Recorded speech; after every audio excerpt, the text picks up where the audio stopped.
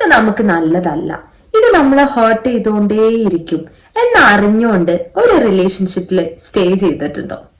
You know, ഒരു മൊമെന്റില് we feel like I am done, but അവരൊന്ന് വന്നിട്ട് ടെക്സ്റ്റ് ചെയ്യുമ്പോൾ അല്ലെങ്കിൽ അപ്പോളജൈസ് ചെയ്യുമ്പോൾ അല്ലെങ്കിൽ ഒന്ന് സ്വീറ്റ് ആയിട്ട് ആക്ട് ചെയ്യുമ്പോഴേക്കും സഡൻലി ദ ഹേർട്ട് ഡിസപ്പിയേഴ്സ്. അപ്പൊ തന്നെ നമ്മൾ ഹോപ്പ് ചെയ്യാൻ തുടങ്ങും ദേ ഹാവ് ചേഞ്ച്ഡ്. എത്ര എത്ര എത്ര നമ്മൾ വിഷമിപ്പിച്ചാലും we still feel we are deeply connected. This is known as trauma bonding.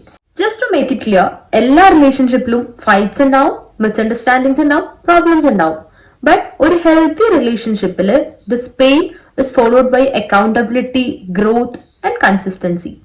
But trauma ബോണ്ടിങ്ങില് ഇതൊരു ലൂപ്പ് പോലെ റിപ്പീറ്റ് ചെയ്തുകൊണ്ടിരിക്കും. Pain becomes the pattern. They hurt you, they comfort you, and that comfort makes you forget the heart until it happens again. ഇവിടെ എന്താ സംഭവിക്കുന്നതെന്ന് ഞാൻ പറഞ്ഞുതരാം. ഈ ലൂപ്പ് ഇങ്ങനെ റിപ്പീറ്റ് ആയി പോയിട്ട് ഓവർ ടൈം അവർ brain starts connecting pain with love.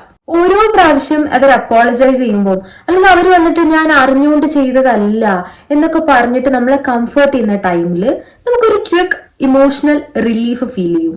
ആ സമയത്ത് നമ്മുടെ ബ്രെയിൻ ഡോപ്പമിൻ, ഓക്സിറ്റോസിൻ പോലെയുള്ള കെമിക്കൽസ് റിലീസ് ചെയ്യും. The very same chemicals that makes you feel attached. ഈ അപ്സ് ആൻഡ് ഡൗൺസ് നമുക്ക് മെല്ലെ മെല്ലെ അഡിക്റ്റീവ് ആയിട്ട് തുടങ്ങും. അവർ കൂടെ നിൽക്കുന്നത് നമുക്ക് നല്ലോണം ഹേർട്ട് ചെയ്യുന്നുണ്ടെങ്കിലും you stop feeling safe without dum.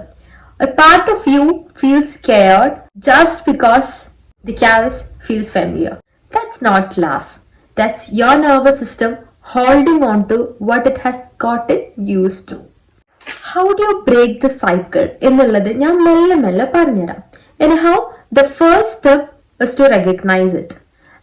Awareness itself is very powerful. Real love isn't supposed to feel anxious or guilty. Real love feels peaceful.